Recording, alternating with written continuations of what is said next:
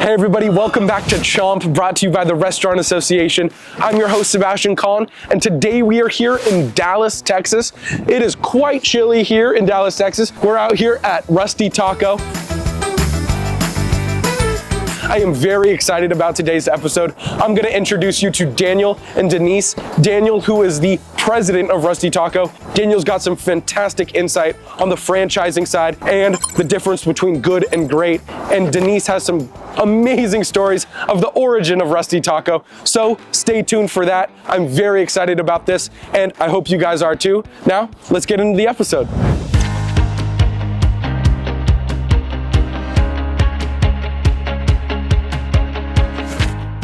All right, I'm just gonna be logging in and using the Plum POS system here. What we like about this is a lot of the good color coordination that we have. It's a cloud-based system, so it automatic updates when they make the changes and push it to us. A lot of the programming is set like would be a phone, so it swipes. If we wanna add anything to it, if I wanna add avocado, listed down here as well. We have all of our different categories listed out to the right. So far what we've seen is like the training on on the POS, it's very intuitive.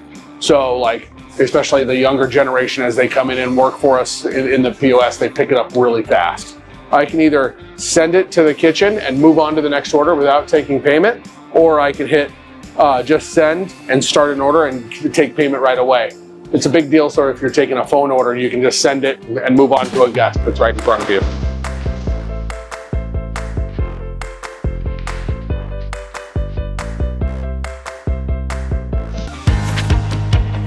I'm here with Denise. Thank you so much for having us. Yes, I'm so glad you're here. So Denise, tell us a little bit about how you are affiliated with Rusty Taco. So my husband, our founder, Rusty Fenton, always had a dream to own his own taco restaurant. He dreamed about it for many, many years, and we had always admired this spot, which used to be a gas station. That dream came true in 2009 when we reached out to the landlord and said, hey, are you interested in having a restaurant in that space? This is the original. Rusty always had a love for tacos, and some of our best tacos in Texas were eaten in gas stations. So it just made sense. You know, when this all came together, we opened this store in 2010. We're about to celebrate our 15-year anniversary.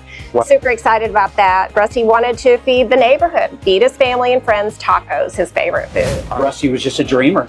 He was somebody that was, loved to create, loved to change things, hated the status quo. The reason we're doing this is because of Rusty.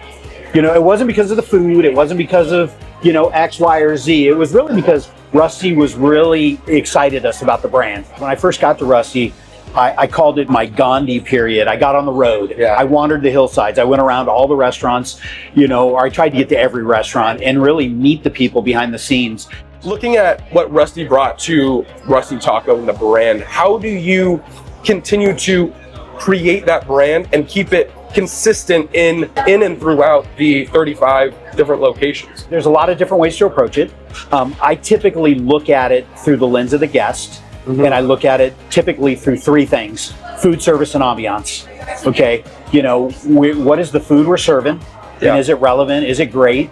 And there's a certain level of service that we need. And I think in this post-COVID environment, I think people are ready to get back to having people smile at them, look at them, engage with them, ask them how they're doing, make suggestions, tell them, hey, I love this, you got to try this. And that ambiance is vibe, it's music, it's lighting, it's what's all that noise, the background noise that people pick up on. So I think to answer your question is really dialing in those three things: the food, service, and ambiance. And those are all very big topics, but that's really what I've been doing with my time, is spending it focusing on food, service, and ambiance.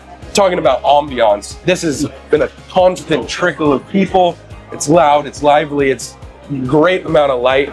It's just inviting. We share this story in each of our locations just to give the brand history, and this is actually a photograph of Rusty and our 4 daughters eating tacos in the back of our Suburban at our favorite gas station taco place here in Dallas. There's actually a great little story about that. Our youngest was in the car with Rusty one morning and she hadn't eaten breakfast, and Rusty said to her, Ellie, breakfast is the most important meal of the day. And she said, Dad, tacos are the most important meal of the day. One of the things that we didn't expect was the success. Guests coming in, but we also were approached about the possibility of franchising. And that happened in 2011. We hadn't really thought about franchising, to be honest. But when somebody approached us, we were like, well, maybe that would be a way to grow the brand and take it to new communities. But one of the things that occurred from that was that did actually work. The franchise worked very well. They ended up opening a second location in Minneapolis. What does it take to be a franchise for Rusty Taco? What are we looking for? Yeah. You know, obviously you've got to have a certain level of, you know, net worth. You've got to have a little bit of money. You've got to be able to do that. You've got to have some restaurant experience. And all that's outlined on our website very clearly. But we're looking for partners. You know, we're looking for people that have a love for tacos, some individuals that have a love for people, and people that fall in love with our brand.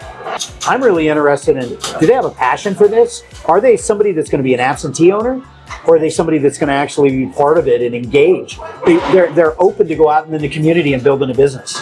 This is not a Starbucks where people just drive in to get a cup of coffee. Right. It's a place where it's a gathering place where people come and they learn about the brand. They start to meet their friends here. It's a place they want to hang out. They come and they have a cold margarita. They have a taco. Fill in the blank. And so that's the behind the scenes answer that I'm looking for.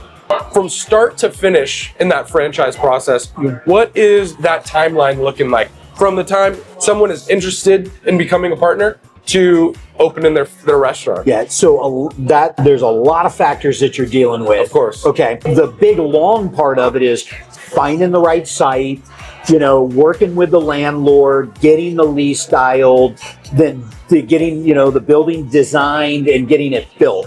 But a lot of it really depends on the process of, getting the building built. The construction can take 6 months. Right. It can take 6 months to get through the design and construction to get to opening day. This is the coolest. Look at these garage doors. Oh. So they're not the original garage doors. There was a literal garage, so we did have to replace those. However, we do still have, you can see where the lifts were in the cement in the floor. We just filled them in, and they're still an ode to our history and our past. And the garage doors do go up on a nice, pretty day. So look, you've got the SMU flags up and everything. We also believe that being part of the community is super important. One of our neighbors here is SMU University, so we honor them. We painted some of our side tables on our patio, their school colors. We think that's a great way to connect. This space is amazing. We hung up our lights. They kind of look like the ones you hang under your car when you're in a garage station. We do craftsmen for our cabinets, things like that. But again, this is the original. It's changed a bit over the years. I mean, it really is a really nice ode to that original gas station and garage, like you were saying. Yeah. I mean, just the detail, like you said, the craftsman and all that. Mm-hmm. Wow. Yeah. Fantastic. So out this way, we've got another covered side patio. Again, painted the local school colors for SMU. We've got the lights on at night. It's a great atmosphere for people to come and hang out. Some of our early artwork is this great menu. It was actually painted by our brother-in-law, but this was from, I think, our 2010 year, and just a fun piece of art. So another great feature at this original location is our Tres Amigos. This is unique to this location only, and we just treasure them. 15 years, 35 locations later, 12 different states. So when franchisees come on board with us, we find franchise groups that are like-minded. They're passionate about the business, they're passionate about their community, and they're passionate about food. So, we put all those elements together, great customer service, great tacos, and a fun atmosphere, and it all works. I love that. Yeah. Hey everybody, I just wanted to take a quick second to mention restaurantassociation.com. If you're passionate about the restaurant industry and want to stay connected with like-minded individuals, check out restaurantassociation.com. Membership is free, and this is a place where you can find job postings, restaurant opportunities, and so much more to just stay connected with the restaurant industry. So definitely check it out. Now, let's get back to the episode. While we're serving tacos, we're in the business of business, and there's shareholders, there's stakeholders, there's guests, there's team members. Since I've been here, we've learned them all.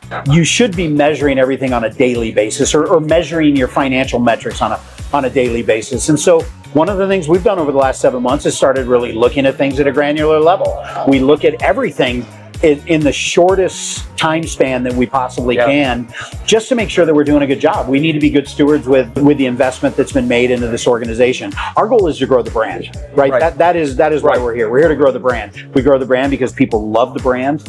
They think, you know, it's exciting, it's craveable. So we want to grow it across several states, you know, more states than we're currently at. And in order for us to grow, we've got to be good stewards with the brand. So financially, I came in and I looked at every aspect of finances. You know, I looked at every dollar that's coming in, how it's coming in, and I've looked at every dollar that's going out. And we've had to decide, is the dollar going out, is it actually, you know, is it doing something for us valuable, or is it a wasted dollar? We just need to measure. We need to be good stewards, not be wasteful, and try to maximize our spend. If we're going to spend money on something, it's got to be spent on quality things that are enhancing the guest experience, enhancing the food, enhancing the building. We measure sales. You know, a healthy business should be growing. A good metric for a healthy business is positive traffic. You know, your sales can go up, you can increase your prices, but it's traffic. Our guests walking in the door, and you know, there's a moment of truth when people walk out the front door. You and I, we have lunch, we walk out the front door and we go, oh man, that was great. God, that was really good. We got to come back. Yeah. We've got to figure out how to solidify those moments to get more people saying, that was amazing, I've got to come back. What are some of the new menu items that we're looking at right now? Yeah, well, right here in front of me, these are rolled tacos. They're like flautas. Yes. You know, maybe not everybody in Texas is familiar with what a flauta is. Sure. But some of our best tacos now aren't even tacos, right? We've got a breakfast burrito, you know, we've got rolled tacos. We revamped our corn. We have a wonderful street corn, which we think is great. Very unique. This is a brisket taco. This one over here it's called a corny pig. So a lot of this is existing type stuff. We've just enhanced the flavors. I'm gonna go for it. Yeah, do it. Cheers. Cheers. Boom.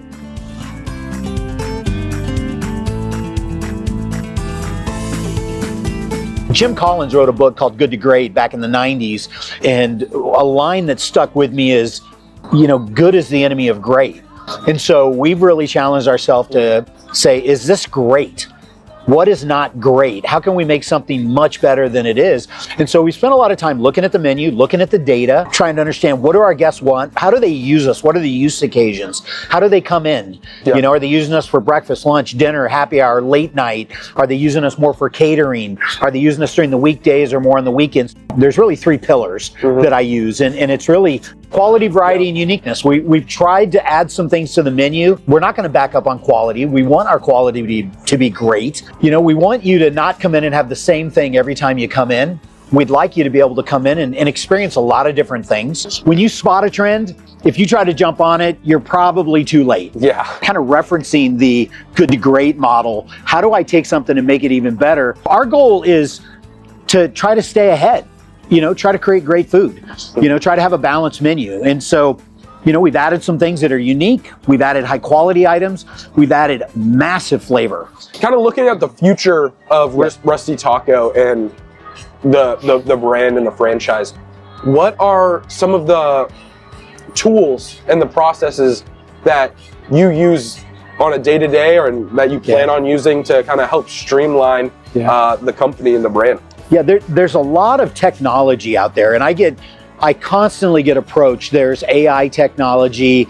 Rusty Taco, we're doing it the old-fashioned way. We are listening to our guests. We are listening to our team members. We're listening to the data.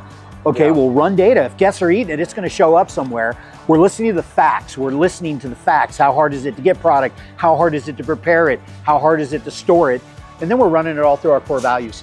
And, you know, I think if we take those 5 things and we kind of combine them together, it's pointing us in a direction. You know, we'll eventually get to having some kind of AI platform and being able to access some additional data. But right now we're doing it the old-fashioned way. I'm bringing people in, I'm putting product in front of them. I'm saying, does that taste good? Hey everybody, thank you guys so much for watching today's episode of Chomp, brought to you by the Restaurant Association. I hope you guys learned something from Denise and Daniel. They were absolutely fantastic to talk to today here on Chomp. Cheers guys, enjoy.